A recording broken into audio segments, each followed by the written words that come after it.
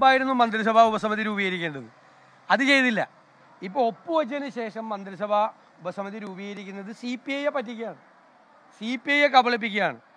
ഇതിൽ നിന്ന് മാറും എന്ന് പറയാൻ ബഹുമാനപ്പെട്ട മുഖ്യമന്ത്രി ഭയക്കുന്നത് എന്തുകൊണ്ട്? ആരെയാണ് പേടിക്കുന്നത്? ആര് ബ്ലാക്ക്മെയിൽ ചെയ്തിട്ടാണ് ആരോടും ആലോചിക്കാതെ ഇതിൽ കയറി ഒപ്പുവെച്ചത്? അതാണല്ലോ പ്രശ്നം. ഒപ്പുവെച്ചിട്ട് വന്നിട്ട് മന്ത്രിസഭയിൽ മിണ്ടാതിരുന്നു. ഒപ്പുവെച്ചിട്ട് വന്നിട്ട് മന്ത്രിസഭയിൽ ആരോടും മിണ്ടാതിരുന്നു. ഇങ്ങനെ ഒപ്പുവെച്ച കാര്യം പോലും രഹസ്യമായി മന്ത്രിസഭാംഗങ്ങളുടെ കയ്യിൽ നിന്ന് വരെ മറച്ചു വെച്ചു. എന്ത് സമ്മർദ്ദമാണ് അദ്ദേഹത്തിനുണ്ടായത്? ഇപ്പോൾ കാണിക്കുന്നത് കണ്ണിൽ പൊടിയിടാനുള്ള പരിപാടിയാണ്.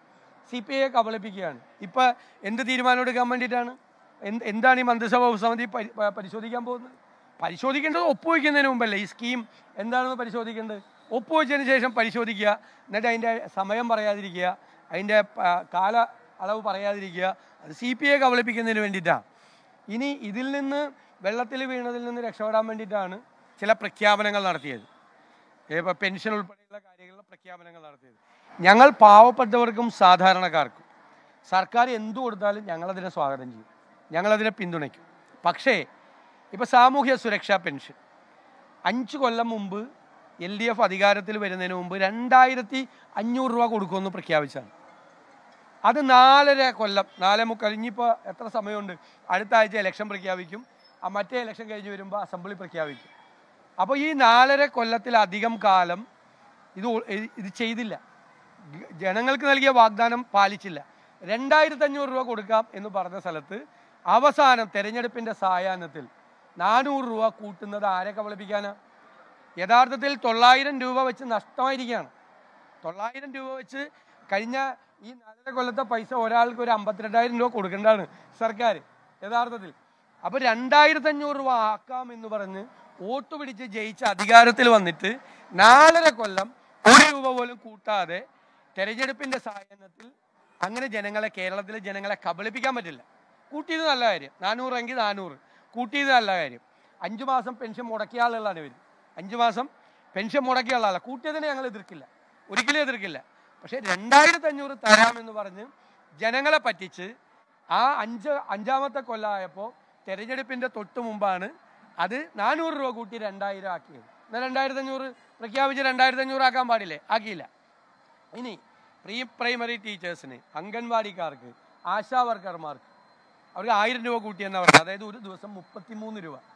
ആശാ വർക്കർമാർ സമരത്തിലായിരുന്നു. ആ സമരത്തെ പരിഹസിക്കുകയും അവരെ അമർത്താൻ ശ്രമിക്കുകയും ഒക്കെ ചെയ്ത സർക്കാരാണ്. എന്നിട്ട് ഇപ്പം എത്രയാണ്? അവർ ചോദിച്ചത് 700 രൂപയാണ് മിനിമം വേതന ഒരു ദിവസത്തെ. അവർക്ക് ഇപ്പം കിട്ടിക്കൊണ്ടിരിക്കുന്നത് 233 രൂപയാണ്. 33 രൂപയും കൂടി കൂടുതൽ കൊടുത്തിരിക്കുക. 33 രൂപയാണ് കൂടുതൽ.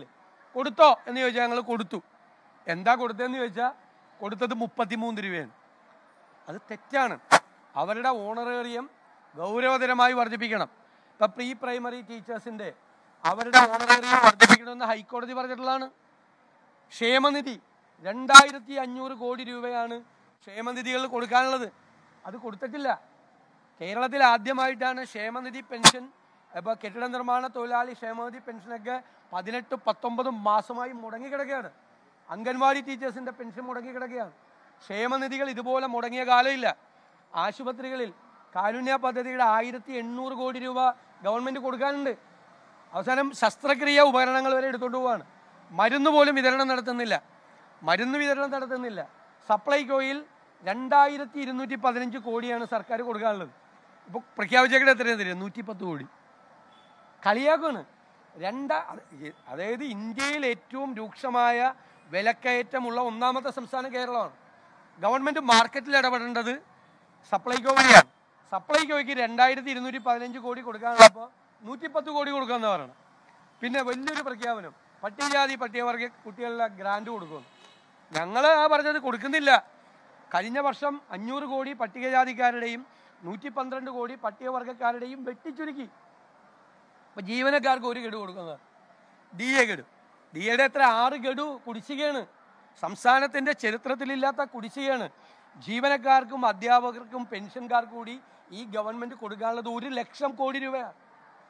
പേ കമ്മീഷൻ അപ്പോയിൻ്റ് ചെയ്ത് അവർ നടപടിക്രമങ്ങൾ പൂർത്തിയാക്കി റെക്കമെൻഡേഷൻ കൊടുത്തത് ശുപാർശ നടപ്പാക്കേണ്ട സമയമായി. പേ കമ്മീഷനെ കുറിച്ച് ഒന്നും മിണ്ടാട്ടോ ഇല്ല, കുടിശ്ശികയെ കുറിച്ച് മിണ്ടാട്ടോ ഇല്ല, ഒന്നും ചെയ്യുന്നില്ല. എന്നിട്ട് പറയാണ് നായനാർ ഗവൺമെന്റിന്റെ കാലത്ത് തൊട്ടാണ് കേരളത്തിൽ പെൻഷൻ കൊടുത്തു തുടങ്ങുന്നത്. പച്ചക്കള്ളമാണ്. കേരളത്തിൽ ആദ്യം സാമൂഹ്യ സുരക്ഷ പെൻഷൻ കൊടുത്തു തുടങ്ങിയത് പട്ടത്താടുകളുടെ കാലത്താണ്, 1960-ലാണ്. അത് വാർദ്ധക്യകാല പെൻഷനാണ് ആദ്യം കൊടുത്തത്. പിന്നെ 63-ൽ ആർ ശങ്കറിന്റെ കാലത്ത് വിധവാ പെൻഷനും കൊടുത്തു. ഇങ്ങനെയാണ് പെൻഷൻ കൊടുത്തത്. അച്യുതാനന്ദന്റെ കാലത്ത് സാമൂഹ്യ സുരക്ഷാ പെൻഷൻ 300 രൂപയായിരുന്നു. ഉമ്മൻചാണ്ടി സർക്കാർ വന്നിട്ടാണ് അത് 600 രൂപയും പിന്നെ അത് 1000 രൂപയും 80 വയസ്സിൽ കൂടുതലുള്ളവർക്ക് 1500 രൂപയാക്കി വർദ്ധിപ്പിച്ചത്. ഇവരെ അനക്കിയിട്ടില്ല. ഈ 5 കൊല്ലം തൊട്ടിട്ടില്ലതുമോ. എന്നിട്ടാണ് ഇതിൻ്റെ സായാഹ്നത്തിൽ വന്ന് ഈ വലിയ വർത്തമാനം പറയുന്നത്.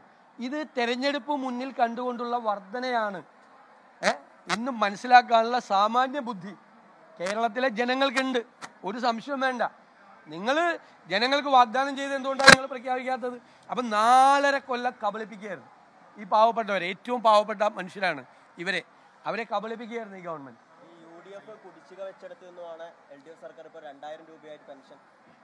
ആ കുടിശ്ശിക എത്ര നാളത്തെ കുടിശ്ശികയാണ്?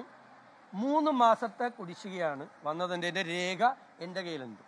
അതായത് 2016. മറ്റത് നിങ്ങൾ ചോദിച്ച ചോദ്യം ക്യാപ്സ്യൂളാണ്. CPM ക്യാപ്സ്യൂളാണ്. 18 മാസത്തെ കുടിശ്ശിക ഉമ്മൻചാണ്ടിയുടെ കാലത്തുണ്ടായിരുന്നു.